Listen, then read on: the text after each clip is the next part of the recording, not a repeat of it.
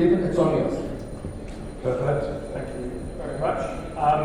Good morning, everyone. Absolute pleasure to be here today to moderate this panel where we'll be investigating a theme that is perhaps somewhat being overlooked or even still neglected, possibly in light of some of the more vogue subject matters, those being power and AI. But connectivity, delivered originally through telephone exchanges and internet exchanges, ultimately is the bedrock of our sector. And it'd be fair to say, actually, that the connectivity, ironically, is considered to be one of the historic hindrances for significant growth, particularly within the Middle East, owing to a perceived lack of terrestrial carrier neutrality. But given the recent rise of cloud and AI deployment across the region, the minimal carrier choice in comparison to other global markets perhaps is now deemed more as a nuance rather than an actual hindrance.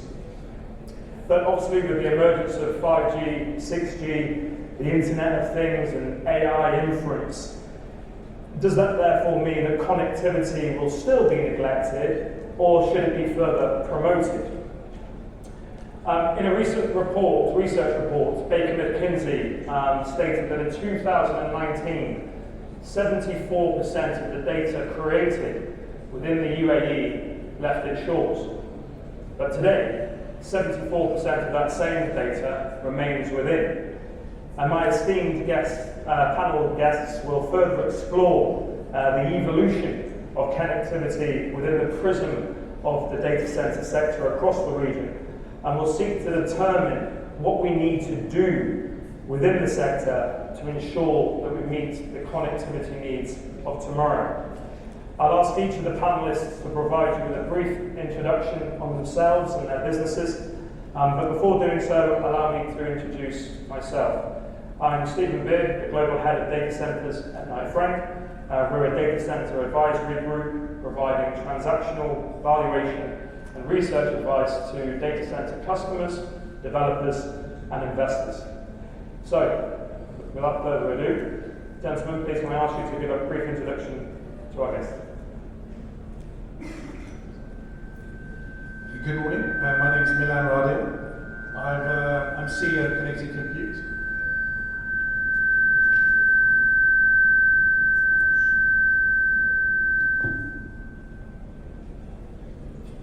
So Milan Radil, CEO of Connected Compute. I've been involved in the data center industry since '99 actually. In those days I was an investment banker at UBS Warburg, and we were busy IPOing many of the early data center players, Telecity, Interaction and others. I then went to work for Interaction in 2017, which then became part of Digital Realty. After that I moved to Dubai and was working for EdgeNext or Demac Data Centers, many people from there here today or alumni. And we set up Connected Compute about a year ago, acknowledging, partly for some of the reasons that Stephen described in his introduction, that there is a tendency, particularly in markets such as Africa or regions such as Africa and the Middle East, for operators to build in the wrong place. So our objective is to bring together strategies from the technical elements and help them prevent their operational teams from doing that. So we're currently working on projects in 3 continents. We're working with subsidiaries of some of the biggest private equity firms globally, and that's in France, Greece, the Middle East and West Africa. Thank you, Stephen. Thank you for having all of us here.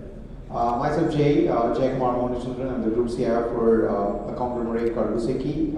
We are a company which is headquartered in Africa and also has got operations across the Middle East. I've been in this industry for more than 25 years now. I've been always on the customer side, so I believe we have a diverse panel. And it'll be pretty interesting to hear from everyone in terms of how we bridge the gap in terms of the topic which you just mentioned. So, looking forward. Thanks so much. Good morning everybody. My name is Brendan Press. I'm CCO for GBI Gulf International. We're based out of Qatar. We're one of two companies in the region that connects subsea cable in all the countries in the Gulf and Iraq as well. Very much interested in how this is going to go. I've been in the industry for many years. I started in connectivity mobile phones back in the early 90s, so I'm in my age there. Now in the fixed connectivity area. 20 years in the region, worked in Saudi, not active in Qatar. I'm just looking forward to the rest of the analysis. Hi, my name is Ali.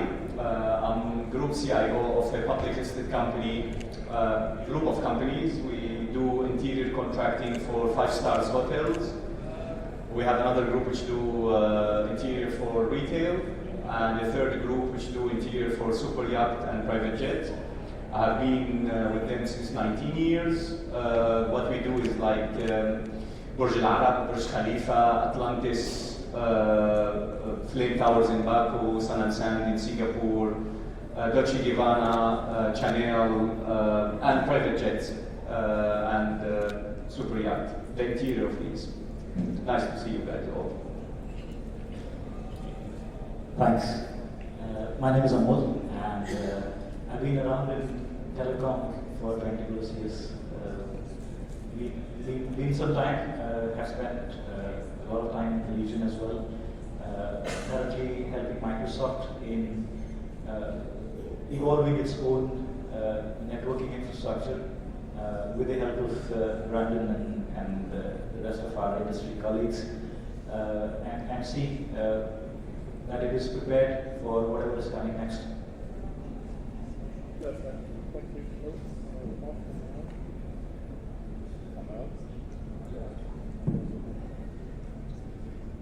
Thanks all for all those introductions. As an opening gambit, I'm going to come to you, Amal, first, just because everyone's very interested in understanding Microsoft more. But I'll make it easy. From your perspective and that of the other panelists, how has the connectivity requirements changed for data centers over the last 10 years? I think if we take a step back and see how, let's explore a parallel. How have cities evolved? So for example, something which was not so necessarily organized, something which was not so necessarily structured, it was there actually. And cities have evolved where you have opportunities. And if I want to extend that parallel towards data centers and how the connectivity for those data centers have evolved over that evolution, I think the data centers have moved and they have come up because something which was necessarily being addressed through scaling up is now going on a scale out basis because of the simple volume of what you do with these entities in data centers. Whether you're storing data, whether you're processing the data, or you're distributing the data. The scale has grown exponentially on all of these, and that has kind of put the caps on what you could scale up into one facility, and then it needs to be now concentrated yet distributed. And this is where the need for distributing, separating it out has come up. And the moment you scale out, the moment you distribute, you will need to bridge them eventually in order to have a uniflow. And this is where the connectivity requirements have changed. And if you look at the way today any of the data centers providers, even they have consolidated from fairly organic growth about a decade ago to someone who is catering to the specific requirements of either hyperscalers or something which is industry specific. You have multiple use cases, you have multiple applications that need to be served, and all of this have resulted in changing the requirements for the connectivity in terms of availability, in terms of the bandwidth, in terms of the latency. So all of these have contributed eventually into how we used to connect versus how we need to connect, and we never know what would come next in terms of evolving that further to the next stage. Thanks, Amal. That's a great answer. Coming to Brendan then, in terms of the larger structural changes, particularly say from a subsea connectivity perspective. Can you give a bit of perspective from yourself? Yeah, sure.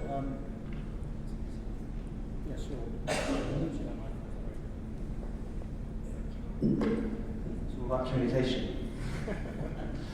All right, three real challenges we have as organisations in supporting on the connectivity side.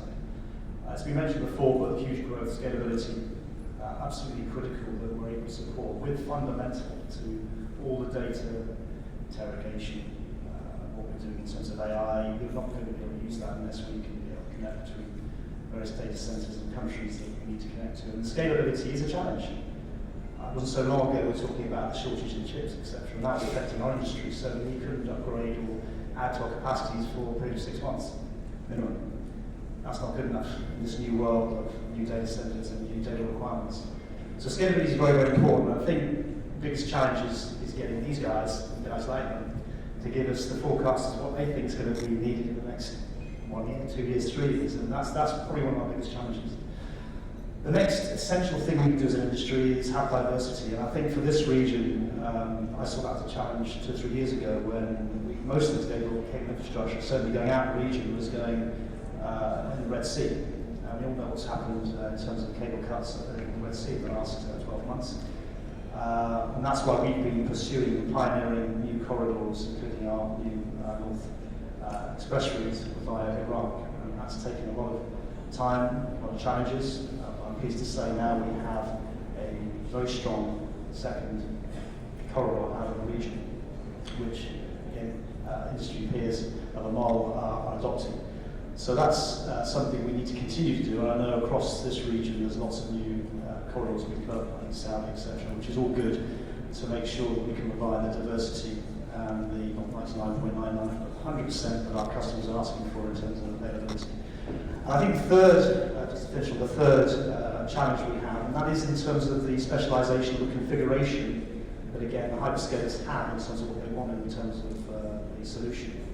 So we've had to learn an awful lot in terms of the different players and what they need, whether they're a video player, media player, like TikTok, Meta, Metaverse, etc. We have to configure our networks to ensure that we can deliver to the standards that they need to. And they can be quite specific. And when you're building networks that are links, end-to-end solution from say Singapore to Frankfurt to London, you need to make sure all players in that connected corridor are able to deliver the service in the same way. So that's one of the biggest challenges. So the days of the dumb pipe, people were talking about 10 years, and this just be a case of connectivity will always be there. Those are long gone. Many challenges for us, but we're raising the game to meet that challenge.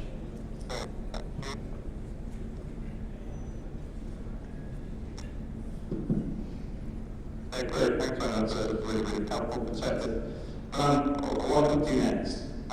Given your extensive experience across a multitude of different players, one of the key things, as I kind of alluded to earlier, was the perception that the Middle East's lack of carrier neutrality to the Brennan's model, the limitation on choice, seemed to be a bit of a hindrance.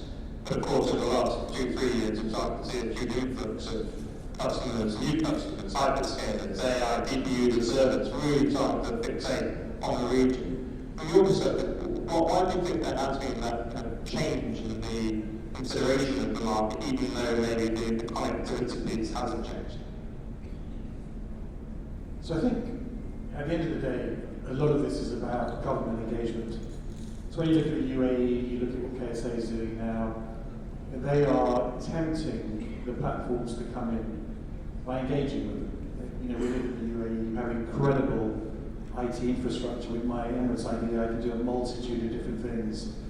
I can withdraw cash into an ATM, I can go open a bank account, I can open a mobile phone account. That back-end integration has been exceptional, and it's been driven by the engagements that the UAE government has put in place with the platforms. And so one ingredient was this kind of, let's give the hyperscalers, the platforms as we know them, some attractive incentives commercially to come in and locate. And if you look at, let's say, Microsoft's strategy, around the world. They have placed significant emphasis on those type of national arrangements, and that tends to go alongside enormous skilling commitments, enormous investment in infrastructure, not just in the Middle East. We've seen it ever in Southern Europe, we've seen it in Nigeria, etc., etc. So, and Google and AWS are starting to get on the same track with their sovereign cloud type implementations and so on. So that's been a critical element of it.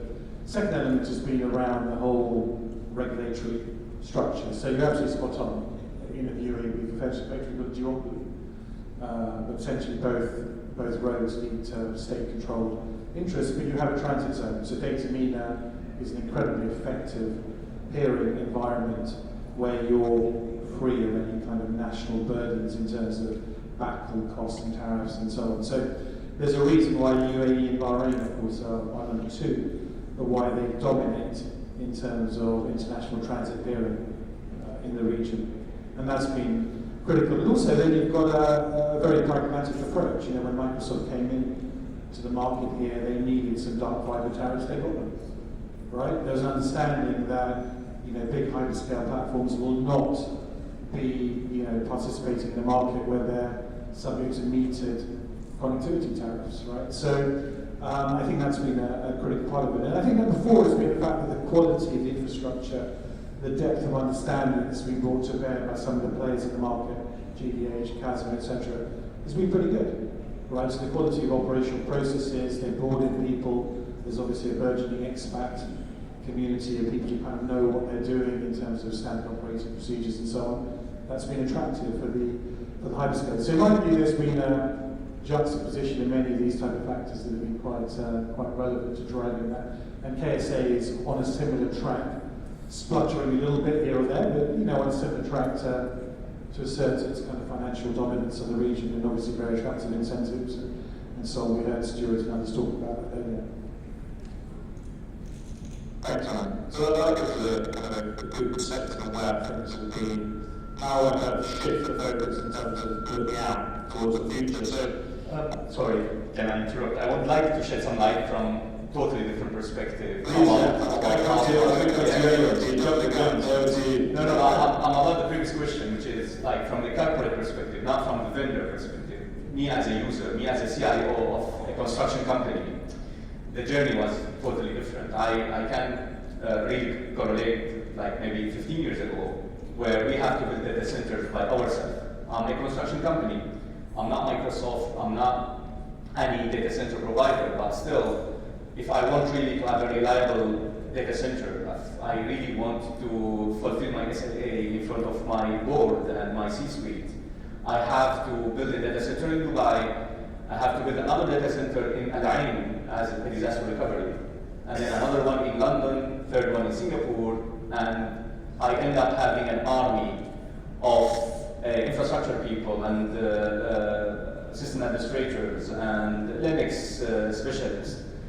And that was one problem. And then another problem came in when we get a resort in Morocco, and it was in the middle of nowhere. And all my application, my multi-million-dollar ERP are there in Dubai, and Morocco people cannot connect because basically it's in the middle of deserts. We were doing a resort in an area called Al Jadida in Casablanca, and there's like no connectivity, and we have to find ways to connect those users, those accountants, those civil engineers to see their drawings and run CAD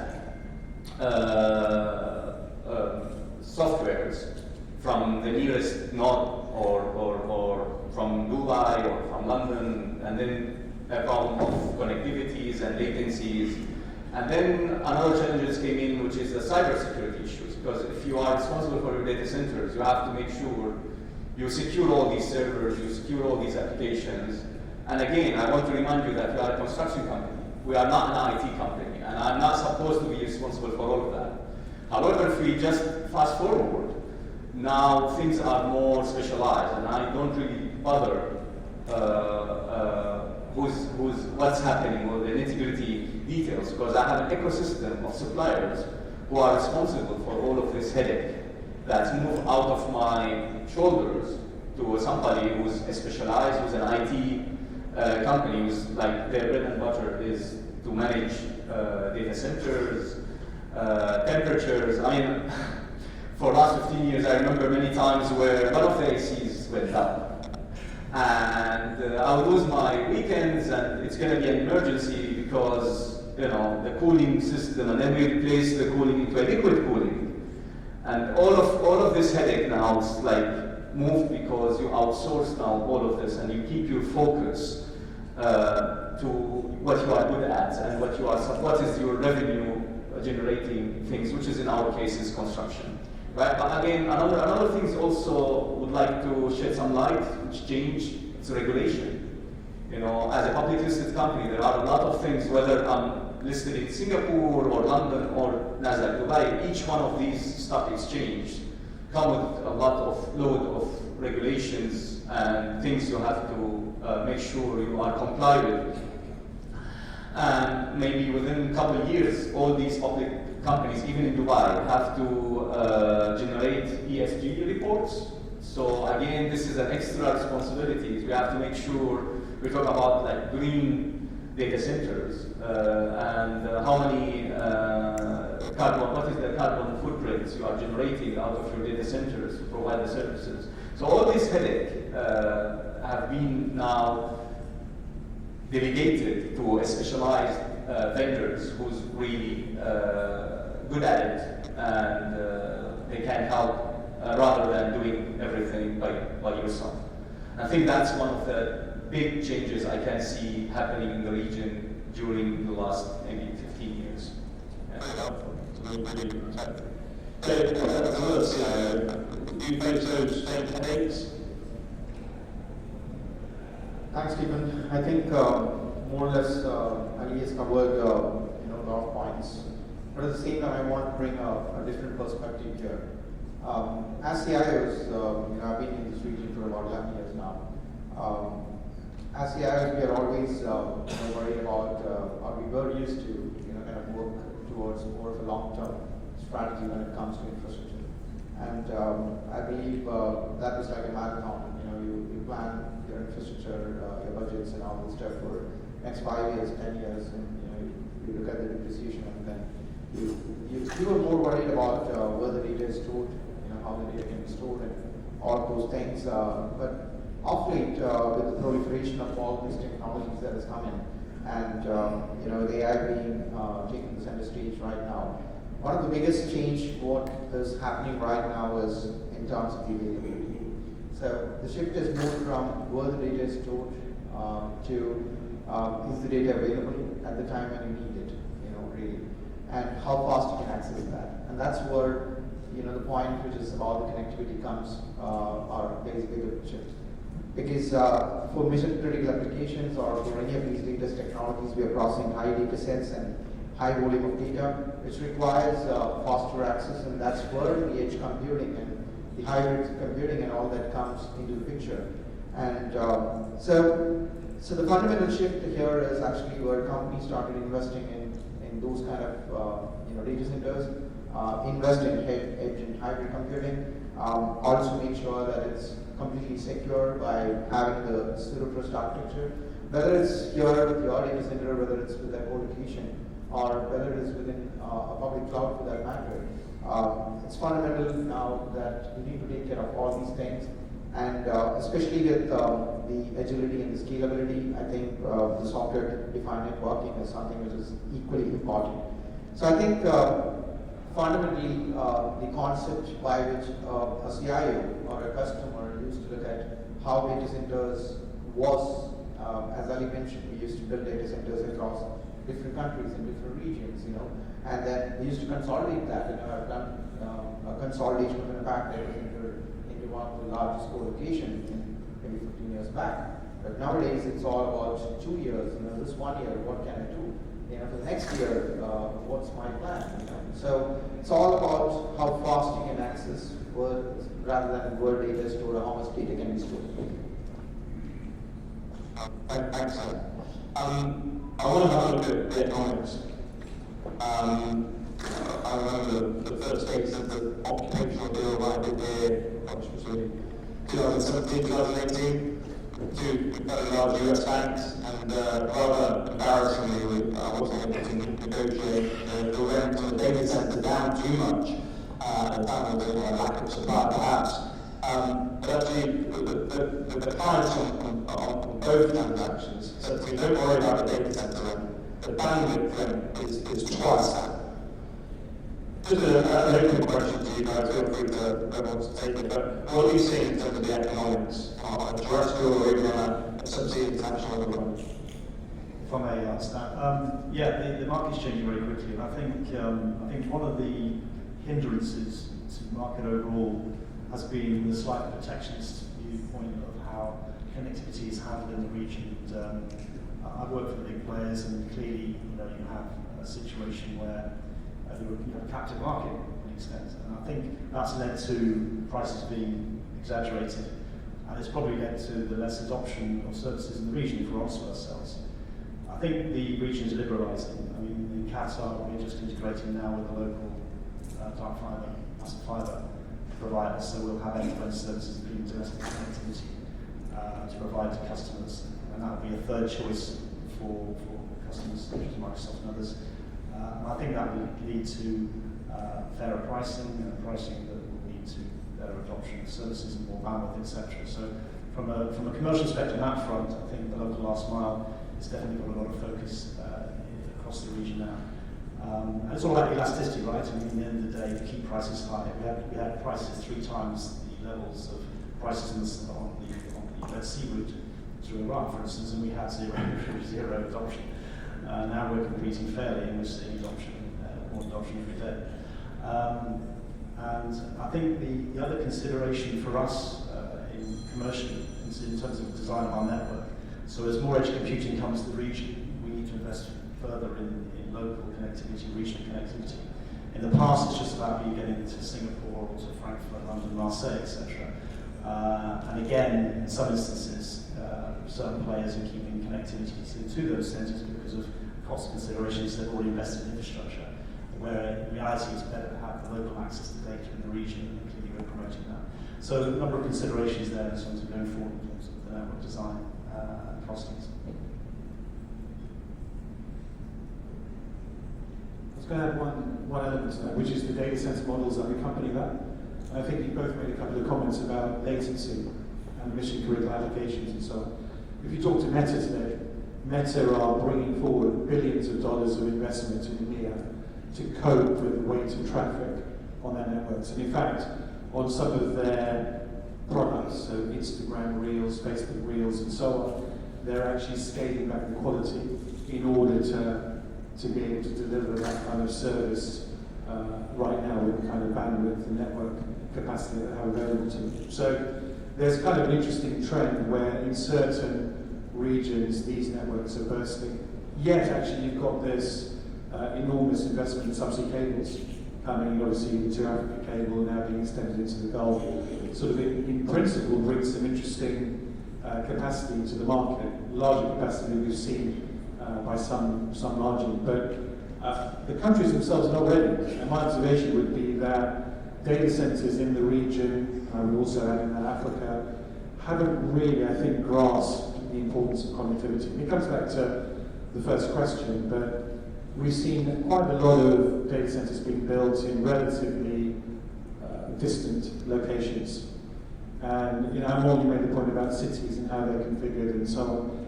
The reality is, the data center operator, you kind of need to know what market you want to serve. And if you're going to build, in a distant location which is not really well served by connectivity, in the outer reaches of Dammam or whatever, then by definition you probably aren't going to be well suited to serve the B2C segment, right? So anyone delivering video content, online gaming, any kind of latency sensitive services, and that would include enterprise type services as well, and AI inferencing I think is going to be an interesting turning point in that whole thing. We'll come back to that, I'm sure. You're not going to be able to participate in that market, so you need to make a decision. And I think it's right to be a student of history. But for whatever reason, data center operators in some of these regions think that the way these markets are going to evolve are not going to mirror what we've seen in Europe and elsewhere. Yet, you know, the most valuable campuses on the planet are those where you've got the highest density of connectivity. You know, Tower House in London, Science Park in Amsterdam. Why is that? And why is it that data center operators, particularly those backed by private equity, find it fruitful to build in free zones and industrial parks where they get a tax break, rather than thinking about, you know, what type of application flow they're going to be dealing with and where they're going to be free of some of that commoditization that is impacting more wholesale type locations? Thanks, Matt. I'm conscious of time, I want to have the opportunity to ask questions, but it would be rude not to talk about AI inference as you inferred. And to be frank, we cannot go a day like Frank without being sent maybe 5 to 10 emails from landowners who claim to have the next greatest AI data center development opportunity. We engage, we say, why this is next to a power station in the middle of nowhere. But there are some, perhaps, who have an opinion that AI compute is generally less latency-centric. So if the focus really is AI going forward, then does the connectivity strength really matter? And Amal, I'm going to come to you on that one first. I think one of the things, probably on a very lighter vein, AI is one of those, at least in its current state of maturity, is one of those teenage fascinations. Everyone does talk about it. Everyone says they do it. Everyone say in some way or other they are involved in it. And you talked about getting 5 to 10 emails from those PC providers who have the latest and the greatest of the stuff. But on the serious side, AI is a very, very broad term, and it still comes down to the kind of applications that we are looking at. And connectivity plays the role based on what is it that you are asking of AI. Is it just the making sense from a voluminous amount of data? Typically, AI parlance would call it training. Does it need connectivity? Of course, it does need connectivity because you cannot scale up. You will have to scale out, and that means your GPUs or TPUs, they are sitting in multiple sites, and you would need to have them talking to each other. Connectivity will play a role, but it has a different connotation to it. You are still talking about a small circle of radius in terms of having these sites where these GPUs are located. But at the same time, if you're talking about the other world, where you have trained your models, you have fed the food, the data, at the end of the day, it still needs to reach the consumer who wants to get an inference out of that, whatever has been trained. And would connectivity and in terms of connectivity, would any of those parameters like the performance or like my user experience, like the latency with which I receive the responses, would it matter? Of course, it depends on the kind of model. Today, if I'm only looking at generative AI wherein I'm asking a question and maybe instead of getting a textual answer, I'm getting an image, or maybe a video is being created on my prompt, I'm still not worried too much about how long does it take. But the moment we start getting into the different sorts of application, I think the connectivity related stuff, even on the AI-based applications, would start to matter. And this is where I think we all are kind of looking at that utopian evolution, wherein we knew that everything was unstructured. You had data centers as someone needed it. Now you have a consolidation wherein most of the common types of workloads are being hosted on the public cloud or some sort of hybrid kind of connectivity. When we go into the specialized use cases, specialized applications, I'm sure that's where you will have to have something which is horses for the courses type of a connectivity. And this is where you will have Brandon and the kind of choices that are being created consciously in the region, wherein you have not only access for interconnecting your data centers in that small sphere, but also how are you able to make this as an asset accessible to the rest of the world. This is where I think you will have very different paradigms in terms of connectivity, and we would have to see how this evolves. So you're actually giving a lot of hope to our audience here that actually Microsoft going forward could have data centers here, there, and everywhere. It just comes down to the type of compute that is housing. It does. Great news.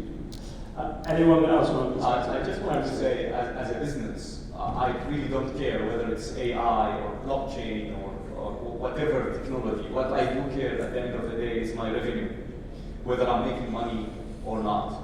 So technology for me is just a vehicle, it's just a mean to achieve and do my purpose, whatever it is. Now everybody is out of sudden start focusing on AI. It became the hype and the buzzword, but it's not a new thing. It just was there since maybe a decade at least. But the LLM is what really triggered this. But from other perspective, I believe like technologies like metaverse or distributed ledger, it's gonna really have a huge impact on businesses. And when technology really serves a purpose, then money is irrelevant because it's definitely gonna pay for itself. And I can quickly refer to one case we have done as a metaverse. We replace a physical mock-up in construction into a metaverse. So usually the client used to fly and come to the hotels or to the construction site to see a mock-up for maybe an hour and to judge whether this tiles match the wall, this sanitary items are the right design, and then this mock-up gets destroyed after the decision is made, right? It's just somebody has to sign and agree that this is what we're going to go ahead and proceed with our construction. And the technology like metaverse, we started even before it's called metaverse. It used to be a VR. In 2016 in Monaco Boat Show, we have started our first model. And yeah, it's costly. Yes, absolutely, it's costly. But if you really compare with the cost of the problem that you are solving, then it's irrelevant. And another thing is, I think it's a chicken and egg because yes, technology is demanding more. There always are solutions to really fulfill that demand. Like if I imagine 15 years ago, we were talking about type of infrastructures and servers and connectivity.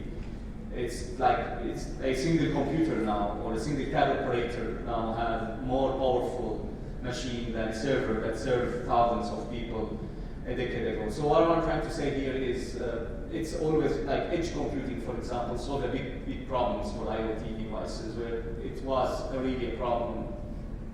So, it's at the end of the day, what is really the focus is what the problem from business perspective I'm trying to solve, and then the cost will really come. It's very helpful. Anyone else got any final thoughts on that? I think what the world is now realizing is that AI inferencing is very latency sensitive. And this whole notion that any region can host 100 or 200 megawatt training facility for the LLMs, I think it's false because it's got to have renewable energy. I don't see any appetite for Microsoft, Google, AWS, or any other platform to start undoing their efforts in terms of net zero by putting in place these type of capacities in markets where they can't access renewable energy. It's inconceivable, right? So as a data center operator, if you haven't started to contribute to solving that part of the equation, then it's a non-starter. Power pricing obviously has to be at the lowest possible levels. Your environment, I mean, are we really going to see those type of capacities being brought to bear in markets where temperatures hit 50 degrees plus? I mean, it would be crazy to start developing those type of training facilities in these markets. It doesn't make any sense.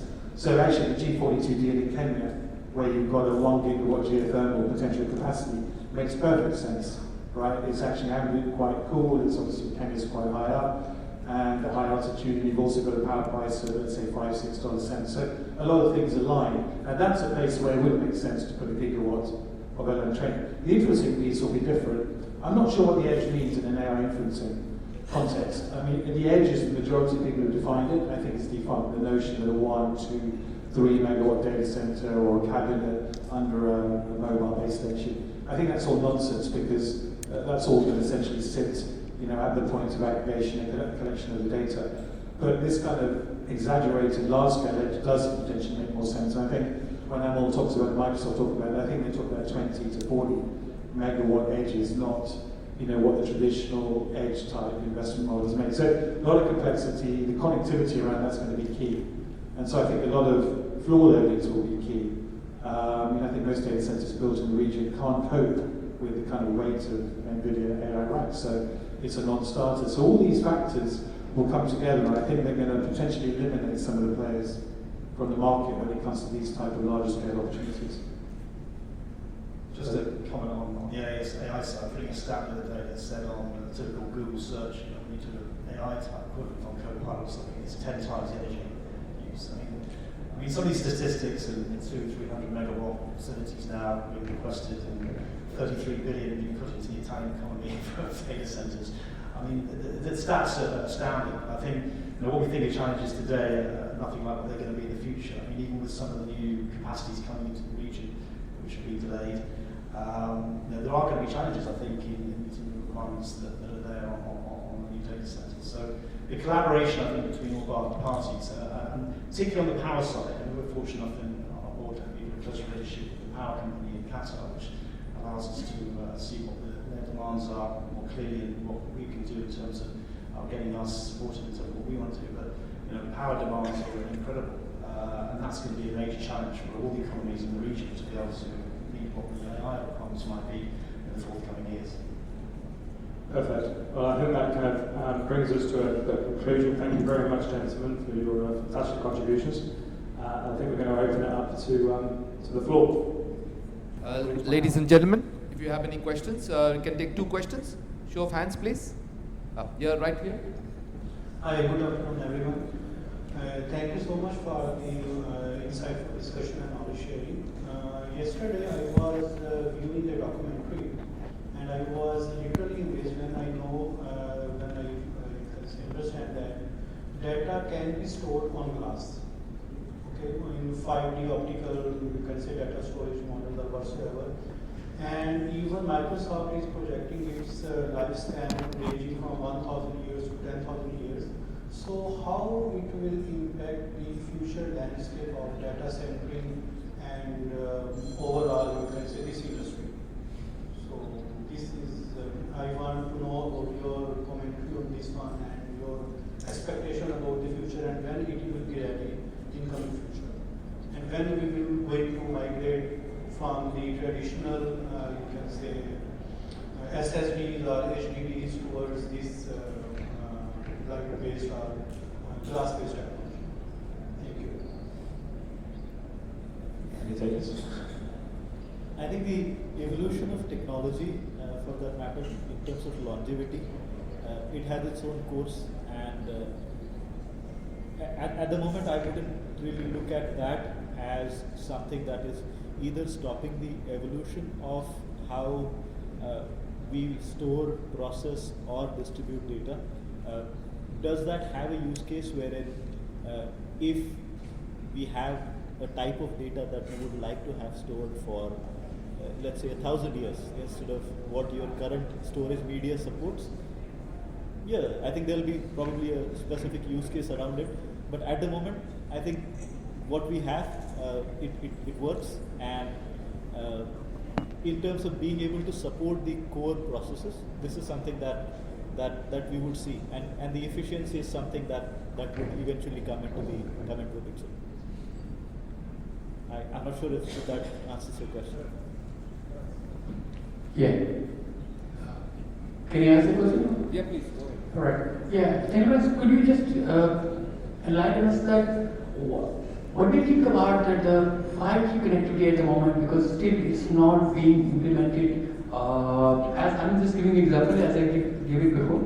So in the smart cities, because the big data is involved in that. So what do you think about the 5G connectivity is still not being implemented in the data centers connectivity? And can you just tell us that is there any alternate connectivity if we just connect our data center from the satellite connectivity? Or is it available for the data centers as well? Yeah, so the satellite piece is coming, and Starlink are very active right now in deploying in data centers, and their requirements are quite demanding. You know, to put the main Starlink infrastructure, you need 1,800 square meters. So you actually need large-scale data centers with a significant amount of land to host those large dishes, and then they need about 40 to 50 racks, so a few hundred kilowatts of capacity, and they're very active around, particularly around the African region. It depends on the regulators. The regulators are now starting to understand that the benefits of satellite, low orbit satellite for rural regions, slightly more remote, less connected regions is pretty significant, especially where the mobile networks are patchy. I mean, 5G, I think, from my perspective, it's all about the end user, and the majority of the type of content that we consume, of course, we're doing it on our handsets. 5G is not really penetrated, so the whole of Africa is not really seeing 5G yet. They're still running on 3G into 4G. So we've got a long, long runway ahead in terms of seeing the benefits of 5G start to percolate through. Of course, it's going to be the content platforms that see it most. Again, it's all about user experience, so the subsea cables and the type of infrastructure that the likes of Microsoft are putting in place goes hand in hand with that slightly more elaborate bandwidth availability for the end consumer. And pricing. And that international transit, that these type of initiatives that GBI are putting in place alongside the others, critical to actually bring the pricing of these services down to levels that actually lead to some sort of elastic demand response.